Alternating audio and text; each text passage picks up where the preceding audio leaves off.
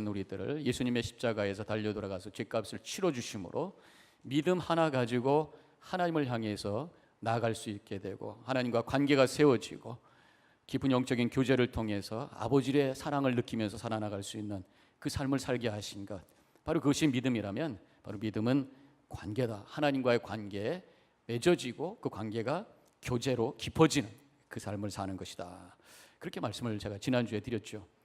자, 그러한 하나님과의 관계는, 하나님과의 깊은 영적인 교제는 자연스럽게 또 열매를 하나 맺게 되어 있는데, 그것은 우리 안에 관계가 만들어지는 것이, 사랑의 관계가 만들어지는 것입니다. 인간이 처음에 죄를 졌을 때에 하나님과의 관계가 깨지고 나서 금방 따라왔던 게 뭐냐면 인간과의 관계가 깨진 거예요. 에덴 동산에서 쫓겨나자마자 가인이 아벨을 쳐 죽이는 살인의 사건이 일어났죠. 그러면서 인간관계가 깨진, 그래서 예수님께서 오셔서 하나님과의 관계를 회복시켜 주셨기 때문에 바로 그 다음에 또 따라오는 것은 우리가 서로의 관계가 회복되는 역사가 일어나는 것이에요. 그래서 예수님께서 우리에게 이렇게 말씀하셨어요. 요한복음 13장 34절에서 새 계명을 너희에게 주노니 서로 사랑하라. 이제 하나님을 믿고 하나님과의 관계가 회복된 사람이 살아야 될 첫 번째 가장 중요한 계명이 뭐냐? 사랑하는 것이다. 바로 서로 간의 관계를 세워가는 것이라고 말씀하고 있어요. 사실 하나님께서 이스라엘 백성들에게 처음에 주셨던 것은 613개의 율법이었습니다. 율법을 주신 이유는 하나님과 언약을 맺고 이스라엘 백성들이 언약 백성으로 살기 위해서, 하나님의 거룩한 백성으로 살게 하시기 위해서. 왜냐하면 하나님은 거룩한 사람과 만나실 수가 있어요. 죄하고는 만날 수 있는 분이 아닙니다. 그래서 율법을 주셔서 율법을 통해서 의롭게 살게 하시고 거룩하게 살게 하신 거예요. 근데 이스라엘 백성들이 그 하나님의 뜻을 저버리고 율법을 지키지 않았습니다. 하나님과의 관계 언약이 깨져버리고 말았어요. 나라가 다 무너졌어요. 그때 가서 정신을 차린 거예요. 그것이 이제 신구약 중간기라고 하는데, 그러면서 그때 에세네파가 생기고 바리새파가 생기고 사두개파가 생기고 여러 가지 율법을 지키기 위한 무브먼트가 생기기 시작하면서 열심히 했어요. 근데 문제는 하나님 자신보다 율법이 너무 앞서게 된 거예요. 그래서 예수님 당시에 율법주의자들이 만들어지게 됩니다. 율법을 지키는데 목숨을 바칠, 그러다가 이것이 율법주의가 되고 형식주의가 되고 외식하는 사람이 되고, 하나님께서 그들 향해서 외식하는 자들아 회칠한 무덤이다 그렇게 말씀하실 정도로 이런 외식하는 사람들이 되어버리고 맙니다. 율법을 지킨다고 하면서 지키지 못하는 사람들 비방하고 율법이 없는 이방인들을 배척하고, 결국은 예수님까지 율법을 지키지 않는 사람이라 해서 미워하기 시작하고 나중에는 십자가에 못 박게 되는 거 아닙니까? 결국 예수님은 그 율법에 의해서 죽으신 거예요. 안식일법을 지키지 않았다고 저들은 생각합니다. 안식일에 아픈 사람들을 고쳤어요. 그래서 의료 행위, 노동하지 말라고 했는데 했다. 지나가다가 이삭을 좀 떼어먹었어요. 어떻게 농사를 짓느냐, 그래서 안식일을 범했다. 나중에 하나님 모독했다. 율법을 무시하는 이단 교주로 생각해서 예수님께서 사내들인 공회에서 재판을 받으시고 신문을 당하시고, 그래서 결국은 사형을 당하시게 된 거죠. 죽게 되신 거죠. 예수님은 율법에 의해서 죽으셨지만 다시 부활하셔서 새로운 구원의 길을 우리에게 열어주셨어요. 그래서 그것을 로마서에서는 하나님의 의라고 말하고 있습니다. 로마서 3장 22절에 이렇게 쓰여져 있어요. 곧 예수 그리스도를 믿음으로 말미암아 모든 믿는 자에게 미치는 하나님의 의니 차별이 없느니라. 하나님의 의가 뭐냐? 율법의 의와 대조할 수가 있습니다. 율법의 의는 율법을 지킴으로써 얻는 의. 근데 그것이 실패가 됐어요. 그래서 하나님께서 하나님 스스로가 우리를 의롭게 해주시는 하나님의 의를 우리에게 주시게 되었다는 것입니다. 우리가 하나님 앞에 내가 죄인입니다 라고 십자가 앞에 엎드려질 때에 십자가를 통해서 우리의 죄값을 치러주시는 하나님의 은혜가 우리 속에 임하게 되고, 하나님께서 죄 없다, 너는 의인이다 라고 인정해 주시는 새로운 의가 우리 가운데 이루어지게 되는, 이것을 하나님의 의다 그렇게 말씀하시는 것이. 그래서 하나님께서 우리에게 제일 먼저 원하시는 게 뭐냐? 바로 믿음이. 믿음이 아니고서는 하나님을 기쁘시게 할 수가 없어요. 믿음이 아니고서는 우리의 죄 문제를 해결할 수가 없어요. 그래서 하나님께서 당신에 대해서 우리가 가지고 가야 될 첫 번째 것을 찾는 게 뭐냐? 바로 믿음인 거예요. 이 믿음은 하나님과의 관계를 회복시키는 그러한 길을 여는 놀라운 능력이라고 하는 것입니다. 그러면서 동시에 하나님께서 우리들 사이에 이루기를 원하시는 그 뜻이 있어요. 그것은 바로 사랑이라고 말씀하셨어요. 새 계명을 너에게 주노니 서로 사랑하라. 사실 구약에 보면은 하나님께서 주신 613개의 그 율법, 한마디로 그것은 거룩하기 위한 거잖아요. 그 레위기에서 하나님께서 이렇게 말씀하십니다. 내가 거룩하니 너희도 거룩하라. 그러면서 레위기에 많은 율법을 주신 거란 말이죠. 거룩하게 하시기 위해서. 하나님은 거룩하시기 때문에. 그런데 신약에 와서 예수님께서 새로운 계명, 613개 조항이 아닌 새로운 계명, 그 모든 것을 합한 새로운 계명을 우리에게 주시는데 서로 사랑하라 그렇게 말씀하셨어요. 왜? 하나님은 사랑이시기 때문에. 요한일서 4장에 하나님은 거룩하시기 때문에 거룩하라고 하셨어요. 하나님은 사랑이기 때문에 우리에게 사랑한다고 말씀하셨어요. 그렇다면 이 두 개를 연결시키면 거룩이 뭐냐? 사랑이라는 거예요. 우리가 거룩하게 살아야 돼요. 거룩하게 살아야, 하나님의 말씀대로 우리가 거룩하게 살아야 돼. 그럼 구체적으로 그것이 뭐냐? 바로 사랑하면서 사는 것이 거룩한 삶이요. 분명히 요한일서 4장 7절에서 우리가 사랑할 때에 하나님을 안다고 했어요. 안다고 하는 것은 인포메이션을 머리에 넣는 것이 아니라 하나님과 교제하는 것이고 하나님을 만나는 것이, 사랑하는 자가 거룩한 자고 거룩할 때에 거룩하신 하나님을 만날 수 있는, 하나님을 아는 놀라운 축복을 허락해 주신다고 말씀하셨단 말이죠. 그래서 이제 우리가 거룩에 대한 새로운 이미지를 가져야 돼요. 거룩 그러면 성경책 가슴에 딱 이렇게 품고 머리를 딱 세우고 혼자 고고하게 걸어가는 그런 모습으로 우리 생각한단 말이죠. 그런데 분명히 사랑하라고 하시는 그런 말씀을 통해서 우리가 가져야 될 거룩의 모습은 함께 더불어 교제하고 함께 사랑하는 관계 속에서 행복하게 살고 있는 그 모습, 그것이 거룩의 모습인 거예요. 그렇게 살 때 하나님을 안다고 말씀하셨어요. 하나님께서 태초에 인간을 만드셨어요. 처음에는 아담만 만드셨단 말이죠. 근데 가만히 보니까 혼자 있는 것이 너무 안 대비해서 여자 하와를 만드셨다고 말씀하고 있습니다. 바로 하나님께서는 함께 좋은 관계 속에서 살기를 원하시는 것이, 왜? 행복하기 위해서. 하나님은 우리가 외롭고 쓸쓸하게 살기를 원하지 않습니다. 하나님은 우리가 행복하게 살기를 원하시는 줄로 믿습니다. 여러분도 행복하셔야 하나님의 뜻을 이루는 삶을 사는 것이에요. 그런데 어떻게 사는 것이 행복이냐? 성경적으로 보면 분명히 관계, 서로 사랑하면서 사는 것이 행복이라는 거죠. 근데 잠깐만, 이 세상에서는 사탄이 우리에게 다른 정보를 줍니다. 다른 메시지를 줘요. 소유가 행복이라고, 돈이 행복이라고 그래요. 근데 분명히 성경에는 그게 아니다라고요. 잠언서 17장 1절에서 마른 떡 한 조각만 있어도 화목한 것이 제육이 집에 가득하고도 다투는 것보다 나으니라. 돈이 많아도 돈 없이 행복하게 아름다운 그런 화목한 가정이 훨씬 더 행복하고 아름다운 것이다. 돈보다 더 중요한 것이 관계다. 그렇게 말씀하셨어요. 작년에 제가 읽은 좋은 생각의 9월호인가 봐요. 거기에 이런 글이 있습니다. 김혜경 님이 쓴 글인데, 그분이 1980년대에 이태리에 유학을 가셨대. 일찍 가신 거죠. 이태리에 유학을 가셨는데 고학을 하는 바람에 자기가 아르바이트를 하면서 공부를 하셔야 돼요. 대개 이태리에 가시는 분들은 로마 쪽에 가면은 이 가이드를 많이 하십니다. 이분도 여자분인데 이제 가이드를 하신 것 같아요. 그래서 돈을 열심히 모아가지고 학비 만들고, 그러다가 이제 영국에 가서 어학 연수를 한 5, 6개월 정도를 하기로 되어 있던 것 같아요. 한 학기를 가기 위해서 돈을 열심히 만들어가지고 은행에다 디파짓 해놨어요. 그래서 캐시아웃을 해서 내일 떠나야 되는데 오늘도 이 가이드를 해야 되는 거예요. 시간이 없는 거예요. 그래서 자기 절친한 친구 중에 마르첼라라고 하는 믿음직스러운 믿는 친구가 하나 있어서 그 친구에게 은행에 가서 돈 3,000불 캐시아웃 해달라고 부탁을 한 거예요. 그리고 이제 계속 가이드하면서 돌아다니는데 전화가 왔어요. 어떡하니 내가 돈을 캐시아웃해서 가지고 나오는데 이 오토바이 탄 절도범이 핸드백 책 그냥 가져가 버렸어. 이거 어떻게, 막 울면서 난리가 난 거예요. 큰일 났습니다. 물론 투셔는 내고 티켓팅은 했지만 가서 먹고 살아야 되는데, 생활을 해야 되는데 돈이 거의 없는 거란 말이죠. 막막합니다. 어떻게 하면 좋나. 저녁에 그 친구를 만났어요. 만나니까 눈물밖에 나오는 게 없습니다. 돈 내놔 할까? 어떻게 할까? 그러다가 이 친구가 울면서 그 친구를 포옹을 했어요.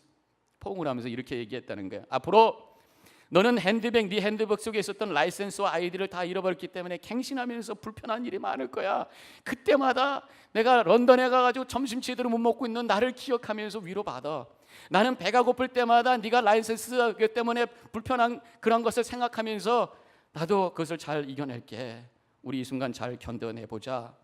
잃어버린 돈은 다시 벌면 되지만 그것 때문에 너하고 내 사이가 불편해지지 않기를 바래. 그러면서 서로 깊이 포옹을 하고 그리고 헤어져서 그 다음날 런던으로 갔어요. 그리고 이제 고생하면서 공부를 마치고 돌아왔습니다. 그런데 지금 마르첼라가 보니까 공항에 딱 나왔는데 마르첼라가 마중하러 나와 있는 거야. 너무 고맙고 반가워서 헉을 합니다. 근데 이 마르첼라가 이 친구를 데리고 자기 집으로 가잖아요. 갔더니 온 식구들이 다 나와가지고 음식을 쫙 차려놓고 풍성한 디너를 하면서 훈훈한 밥상을 함께 나누게 돼. 눈물이 핑 돌았다는 거예요. 그러면서 이분이 하는 말이 오히려 이 계기가 마르첼로와 친구의 관계를 가족으로 만들었습니다. 그래서 더 큰 가족을 만들었습니다. 돈은 잃어버렸어도 관계는 잃지 아니라고 했기 때문에 더 큰 가족과 행복을 그는 갖게 되었다. 그렇게 고백을 하고 있는 것입니다. 얼마나 아름다운 그런 이야기입니까? 서로 좋은 관계를 세워가는 것이 하나님의 뜻입니다. 그것이 우리의 행복이에요. 그런데 문제는 우리가 그렇게 살지를 못하고 있다고 하는 것입니다. 관계를 깨뜨리게 하는 무엇인가가 우리 사회를 막고 있는 게 있어요. 오늘 본문의 말씀에서 몇 가지 관계를 막는 장애물에 대해서 간접적으로 우리가 찾아볼 수가 있습니다. 첫 번째로는 미움이라는 게 있어요. 미움. 27절 이렇게 쓰여져 있습니다. 너희 원수를 사랑하며 너희를 미워하는 자들을 선대하며. 이것은 무슨 말씀이에요? 미움을 극복하라, 그런 말씀입니다. 미움이 우리 관계를 깨뜨린다는 것이죠. 질문 한번 해봅시다. 미움이라는 게 왜 오는가? 내 속에 왜 미움이라는 게 생기는가? 그냥 그 사람이 그냥 무조건 싫어, 그럼 내가 할 수 없는 거지만 한번 우리가 잘 생각해 보자고요. 왜 내 속에 미움이 오는 거니까? 착각할 때에 오는 것이 아닌가? 뭐냐면 내가 세상의 중심이라는 착각이 있어요. 내가 원하는 대로 내 주변이 돌아가기를 바라는 그런 착각이 있어요. 내 주변이 내가 원하는 대로 돌아가지 않으면 기분 나쁩니다. 내 주변에 있는 사람들이 내 뜻대로 움직이지 않으면 그 사람들이 싫어지고 미워지는 거예요. 이것은 바로 내가 중심이라는 착각 때문에 와지는 그 감정이라고 하는 것이죠. 그거는 나는 세상의 한 부분일 뿐 내가 중심이 될 수 없는 거잖아요. 착각을 깨야죠. 또 한 가지는 오해 때문에 미움이라는 게 올 수 있어요. 상대방을 제대로 알지 못하기 때문에 생기는 오해가 미움을 만들 수가 있습니다. 그렇기 때문에 우리가 다른 사람을 미워하는 감정이 생기면 한번 질문해 봐요. 내가 그 사람을 정말로 알고 있는가? 정말로 그 사람을 깊이 이해했기 때문에 거기서 그 사람을 내가 아니다라고 미워하고 있는가? 그런 말이죠. 대개 보면은 미워하는 마음이 드는 이유는 그 사람의 어떤 말 한마디, 행동 한 가지 때문에 기분이 상해서 그 다음에 미워지는 경우를 볼 수 있어요. 우리가 마음에 상처받았다 그런 얘기하는데 말 한마디 때문에 상처를 받아가지고 평생 그 사람을 미워하는 그런 경우도 있는 것을 보게 돼. 그런데 그 사람의 그 작은 한 부분인데 그 말 한마디, 행동 하나 때문에 그 사람이라고 하는 존재 전체를 내가 부정하고 미워한다면 지나친 거 아니냐라는 질문을 한번 해볼 필요가 있습니다. 그래서 우리가 미움이라는 감정이 내 속에 생기면요, 그 미움의 감정을 좀 의심해 보기 바랍니다. 그냥 그것을 끌어안고 품고 있지 말고 이런 미움의 감정이 생긴 거 이거 내가 제대로 이런 미워해도 되는 거야? 라는 질문을 한번 해봐요. 왜? 내가 그 사람 마음 깊은 곳에 들어가 봤냐 그런 얘기죠. 그 사람의 수십 년의 인생을 내가 얼마만큼 알고 있느냐는 것이에요. 그 긴 세월과 그 깊은 존재도 모르면서 한순간에 한마디 한 가지 행동 때문에 그 사람을 전체로 미워하게 된다면 그것은 경솔한 것이고 죄라고 할 수도 있다고 하는 것이에요. 또 미움이라고 하는 것은요, 감염이 되는, 감정이라는 게 감염이 되게 되어 있습니다. 다른 사람에 의해서 미움이라는 감정이 내 속에 들어온 것이 아닌가 생각할 수가 있습니다. 다른 사람이 해준 부정적인 이야기 때문에 그 사람을 미워하는 경우가 있어요. 어떤 사람을 미워하는 그 사람과 함께 대화하다 보면은 나도 그 사람이 싫어, 이런 생각이 들 때가 있습니다. 어떤 면에서 이 비방하는 그 사람에 의해서 내가 그 감정에 조종당하는지도 모른다 생각을 해보셔야 돼요. 내가 직접 본 것도 아니고 내가 직접 들은 것도 아닌데 제3자 얘기를 통해서 그 사람을 내가 미워하고 있다면 그 사람에 의해서 내 감정이 조종당하는 건지도 몰라요. 한번 그렇게 생각을 해보셔야 돼요. 아무튼 감정이라고 하는 것은 믿을 게 아닙니다. 미움이 생길 때 한번 의심해 봐야 돼요. 내가 이렇게 미워해도 되는 건가? 우리는 감정을 믿을 것이 아니라 진리를 믿어야 될 줄로 믿습니다. 미움이라는 감정을 따라갈 것이 아니라 용서라는 하나님의 진리의 말씀을 따라가야 될 줄로 믿습니다. 첫 번째가 이 미움이라고 하는 것이고, 두 번째로는 우리의 관계를 막는 방해물은 뭐냐 하는 말씀에 인색함이라는 것이 있어요. 34절에 너희가 받기를 바라고 다른 사람에게 꾸어주면 칭찬받을 것이 무엇이냐 이렇게 말씀하고 있습니다. 이자 받을 것을 생각하면서 꾸어준다면 칭찬받을 것이 무엇이냐? 물론 당연한 거 아닙니까? 하지만 그 관계는 계산적인 관계예요. 그 관계는 계약 관계예요. 하나님께서 우리에게 사랑하라고 하는 것은 주고받는 계약 관계가 아니라 서로 함께 약속을 중심으로 해서 만나는 언약 관계, 사랑의 관계, 서로가 서로에게 격려가 되고 은혜가 되는 그런 은혜의 통로로 만나는 그런 관계를 원하신단 말이죠. 32절과 33절에도 계속해서 이렇게 말씀하십니다. 나를 사랑하는 사람을 사랑해 주는 것, 나에게 잘해 주는 사람에게만 잘해 주는 것, 그것 가지고 어떻게 칭찬받을 수 있느냐? 그렇게 계산적으로 관계를 해 가지고 어떤 깊은 관계를 만들 수 있느냐 그런 얘기입니다. 나에게 이익이 될 것 같아서 친해지고, 나에게 준 것만큼만 나도 주겠다. 내가 조금 더 주는 것 같으면 내가 미치는 것 같고, 여기서 어떠한 아름다운 관계가 만들어지겠냐 이게. 관계가 깊어지기 위해서는 계산적인 인색함이 아니라 후덕한 마음을 나눠줘야 되는 줄로 믿습니다. 내가 더 풍성하게 주는 거예요. 그래서 38절에 주라 그리하면 너희에게 줄 것이니 그랬어요. 그냥 주라 그랬어요. 계산하지 말고 주라. 그러면 하나님께서 채워주신다 그런 말씀이에요. 하나님께서 우리에게 많은 사람들을 붙여주시고 하나님께서 우리의 삶의 복도 흔들어 넘치도록 허락해 주신다고 38절에서 약속하고 있어요. 믿으시길 바랍니다. 또 한 가지는 우리의 관계를 방해하는 것이 뭐냐? 교만 또는 자기의. 나는 다 옳다라고만 생각을 할 때에 내 생각과 다르면 다 틀린 거예요.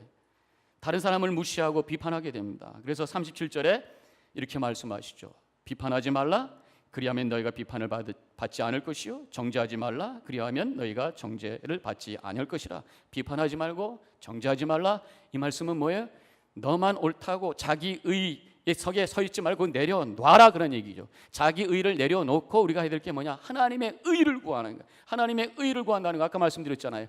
내가 죄인인 것을 인정하며 십자가 앞에 엎드려서 주님 나는 죄인으로서이다. 십자가의 은혜 아니고서는 나에게 희망이 없습니다. 주님 나를 구하여 주옵소서. 내 죄를 사해 주옵소서라는 그 믿음의 고백을 가지고 나갈 때 하나님의 의가 우리 속에 이루어진다고 그랬잖아요. 겸손을 얘기하는 것입니다. 겸손할 때 거기서 하나님의 은혜가 체험될 것이고, 겸손할 때 거기서 다른 사람들과 만날 수 있는 아름다운 관계가 열리게 되는 것을 믿으시기를 바랍니다. 오늘 본문에서 인간관계의 중요한 성경적 원리 하나를 소개하고 있어요. 그것을 우리가 황금률이라고, 황금률. 그렇게 중요하기 때문에, 금같이 중요하기 때문에 황금률이라고 그래요. 그것이 뭡니까? 31절 말씀입니다. 다 같이 함께 크게 또박또박 읽겠습니다. 시작. 남에게 대접받고자 하는 대로 너희도 남을 대접하라. 이게 무슨 말씀이에요? 다른 사람들에게 밥 얻어 먹으려면 먼저 사라 그런 말씀이겠어요? 이 말씀은 남이 나에게 해주기를 바라는 게 있으면 네가 먼저 그렇게 하라 그런 말씀이란 말이에요. 근데 우리는 다른 사람이 그냥 먼저 잘해주기를 원해요. 그랬다 기대하는 것이 먼저 있다 보니까 그렇게 되지 않았을 때 섭섭하게 되고 그래서 문제가 생기는 것이에요. 관계는 메아리다 그런 얘기입니다. 내가 야호 하면 야호가 돌아오는 거예요. 내가 I love you 하면 I love you가 오는 거예요. 내가 I hate you 하면 I hate you가 오는 것이, 내가 뭘 시작했느냐에 따라서 오게 되어 있는 것이 관계다 말씀하고 있습니다. 어떤 목사님 설교에 재미난 얘기가 하나 있더라고요. 프랑스의 니스라는 동네에 가면은 한 카페에 커피 메뉴가 3개가 있는데 이렇게 써있대요. 앙카페 7유로, 앙카페 실브블레 4유로 25, 4.25유로, 몽주왕 카페 실브블레 1.40 유로. 그런데 이렇게 뭐 이름이 좀 달라가지고 커피가 다른 줄 알고 마셔보면 다 똑같은 커피. 그런데 이름만 다르고 값이 달라. 7유로면 10불입니다. 1.4유로면 한 2불. 2불하고 10불 차이는 5배 차이예요. 뭐가 도대체 5배인가? 그게 무슨 말인지 알면 이해가 됩니다. 앙카페가 뭐냐면 커피 한 잔이라는 뜻이. 와서 커피 한 잔 그러면 10불. 그 다음에 앙카페 실브블레 커피 한 잔 주세요. 그러면 6불. 그 다음에 몽주 앙카페 실브블레 안녕하세요. 커피 한 잔 주세요. 그럼 2불. 공손하게 대하면 값싸게 좋은 서비스 주겠다 그런 말이에요. 그 주인이 그렇게 한 이유는 거기 있는 직원들 그제 이거 오피스 건물들이 많이 있는데 오전 내내 스트레스 받고 와가지고 점심에 커피 한 잔 하면서 커피 한 잔 퉁명하게 그러니까 좀 캄다운 시키고 좀 공손하게 만들기 위해서 그렇게 메뉴를 바꿨더니 다 안녕하세요 커피 한 잔 주세요 2불 그러면서 서로 행복하게 되었다 그런 얘기야. 내가 공손하게 대할 때 상대방에서 좋은 것이 온다는 그런 관계의 메아리를 여기서 얘기를 해주고 있습니다. 이 황금률이 가르쳐주는 메시지는 좋은 관계를 이루기 위해서는 네가 먼저 시작해라 그래. 네가 먼저 잘해줘라 그래. 내가 바라기 전에 먼저 하라 그런 얘기입니다. 우리가 관계 속에서 바라는 게 뭡니까? 큰 사람한테 내가 선물 바라 주길 바라고 그런 게 아니잖아요. 그 사람이 나를 인정해 주길 바라잖아요. 그게 가장 기본적인 거 아닙니까? 그 사람이 나를 인정해 주길 바라잖아요. 인정받기 위해서 우리가 어떻게 합니까? 인정받기 위해서 내가 잘난 것 보여주고 이쁜 것 보여주고 내 학력과 내 재력 막 보여줘. 나 이런 사람이다. 그러면 아유 인정합니다. 그래요? 잘났다 그러지. 시기 질투하지. 내가 인정받기 위해서는 그 사람을 먼저 인정해 주는 거예요. 한 인간으로서의 존재의 가치를 인정해 주는 것입니다. 특별히 우리 믿는 사람들은 하나님께서 당신의 형상대로 지음받은 귀한 존재라고 하는 것을 인정해 주는, 인정하는 가장 기본적인 게 뭡니까? 인사입니다. 인사. 서로에게 안녕하세요, how are you? 그 사람을 향해서 공손히 인사, 그 사람을 인정해 주는 기본적인 자세예요. 예절. 적극적으로는 인정해 주는 게 뭡니까? 칭찬해 주고 격려해 주는 거예요. 칭찬 격려와 아부는 달라요. 아부는 내가 뭐 좀 얻으려고, 높은 사람한테 뭐 좀 얻으려고 이게 비유 맞추면서 손을 비비는 그런 모습이 아부지만, 좋은 관계를 위해서 적극적으로 의도적으로 칭찬하는 것은 아름다운 것입니다. 모든 사람 다 부족하죠. 그럼에도 불구하고 그 사람을 적극적으로 인정해 주면서 칭찬하면 결국 이것이 나한테 돌아와요. 나를 칭찬해 주고 나를 인정해 주고 나를 존경하고, 내가 그 사람을 자꾸만 칭찬하는 그런 마음을 가지고 그것이 나에게 해빗이 되면, 습관이 되면 긍정적으로 사람을 보기 시작하고 다른 사람을 포용할 수 있는 넓은 마음을 갖게 되면서 주변에 많은 사람들이 함께 더불어 살게 되는 축복과 행복이 이루어지게 되는 줄로 믿습니다. 모든 사람들은 인정받기를 원하면서 또 이해받고 용납받기를 원해요. 우리는 다 단점이 있는 사람이에요. 여기 100몇 명 있잖아요. 다 장점이 있고 단점이 있어요. 아무도 완벽한 사람 없습니다. 단점이 있기 때문에 다른 사람들이 때로는 그 단점을 이해해주고 용납해주기를 바라는 것이 우리의 마음이에요. 그렇게 하기 위해서는 내가 먼저 그 사람의 단점과 부족함을 용납해줘야 돼. 다른 사람의 부족함과 그 단점을 용납 못하고 비난하면 결국 그것이 돌아와서 나도 비난받는, 너는 어쩌길래 라는 소리가 들어오게 되어 있다는 것입니다. 그래서 37절에 비판하지 말라. 그리하면 너희가 비판을 받지 않을 것이요, 이렇게 말씀하십니다. 용서하라. 그럼 너희 용서받을 것이고, 먼저 용납하고 용서할 때 나도 용납받고 용서받는 그런 역사가 일어난다고 말씀을 하고 계십니다. 자, 이 황금률은 이렇게 먼저 시작하라는 말씀도 그 속에 담겨 있습니다. 동시에 우리가 관계에 어려움이 있을 때에 자기 자신을 먼저 돌아보라는 메시지가 그 속에 또 숨겨져 있어요. 누군가가 나에게 거칠게 대합니다. 그러면 왜 저 사람 저래? 그러지 말고 내가 도대체 어떻게 한다 한번 보라, 그런 얘기입니다. 누가 나를 비난할 때 혹시 내가 그 사람을 비난한 적이 있었는가? 누가 나를 멸시할 때 혹시 내가 알지 못하는 사이에 그 사람을 기분 나쁘게 무시하는 투에 얘기를 했는가? 왜 저러나 하지 말고 내가 무엇을 주었는가? 관계의 어려움을 반성의 기회로 삼으라는 말씀이 이 속에 숨겨져 있다, 그런 말씀입니다. 1600년 후반에 그 만류의 법칙을 발견한 아이작 뉴턴, 잘 알고 계시죠? 그분이 했던 말이 있습니다. We build too many walls and not enough bridges. 우리는 너무 많은 벽을 세워요. 충분한 다리를 세우기보다는 자꾸만 벽을 세워요. 다른 사람들과 관계를 단절시키는 벽을 더 브릿지를 만들어야 되는데, 비슷한 얘기를 1900년 초반에 교수셨던 필라델피아의 큰 교회에 목회를 하셨던 많은 저서를 남긴 요셉 포트 뉴턴이라고 하는 분인데, 그분이 또 이렇게 있어요. People are lonely because they build walls instead of bridges. 다리를 만들기보다는 벽을 자꾸만 만들기 때문에, 그래서 사람은 외롭고 그래서 사람은 불행한 것이다, 그런 얘기죠. 미움의 벽돌을 쌓고 인색함의 벽돌을 쌓고 교만의 벽돌을 쌓고 정죄의 벽돌을 쌓아 결국 그것이 불행을 만들고 외롭게 만들고 거기에 갇히는 결과를 가져온다. 우리 믿는 사람들은 벽을 쌓는 인생이 아니라 다리 놓는 인생이 되어야 될 줄로 믿습니다. 가장 최고의 다리가 뭘까? 저는 그것이 십자가라고 믿어요. 하나님과 우리 사이에 넘어갈 수 없는 그 시면을 건너게 했던 그 다리, 그것이 바로 십자가. 십자가에서 예수께서 죽으심으로 말미암아, 먼저 사랑하심으로 말미암아 우리를 하나님께 갈 수 있는 길을 활짝 열어주셨다면, 우리도 다리를 놓는 인생이 되기 위해서 십자가를 붙들어야 될 줄로 믿습니다. 예수님과 함께 십자가를 지는 거예요. 그것은 뭡니까? 예수님과 함께 먼저 용서하고 먼저 사랑하고 먼저 말을 걷고 먼저 섬기는 결단, 이것이 바로 십자가를 지는 다리 놓는 일인 줄로 믿습니다. 먼저 시작하는 게 쉽지 않아요. 그러나 우리 믿는 사람들은 감당할 수 있는 능력이 있어. 왜? 하나님께서 먼저 사랑해 주셨기 때문에. 내가 죄인 됐을 때 먼저 십자가에 달려 돌아가셨다고 하는 것을 믿기 때문에 그 믿음을 가지고 우리는 먼저 시작할 수 있어요. 그때 관계가 풀어지고 사랑의 관계가 만들어지고 우리 삶 속에 하나님 나라가 세워지고, 그래서 행복한 삶을 살아 하나님께 영광 돌리는 우리 모든 성도님과 제가 되기를 주님의 이름으로 간절히 축원합니다. 기도하십시다. 오늘 이 말씀을 다시 되돌아보시기 바랍니다.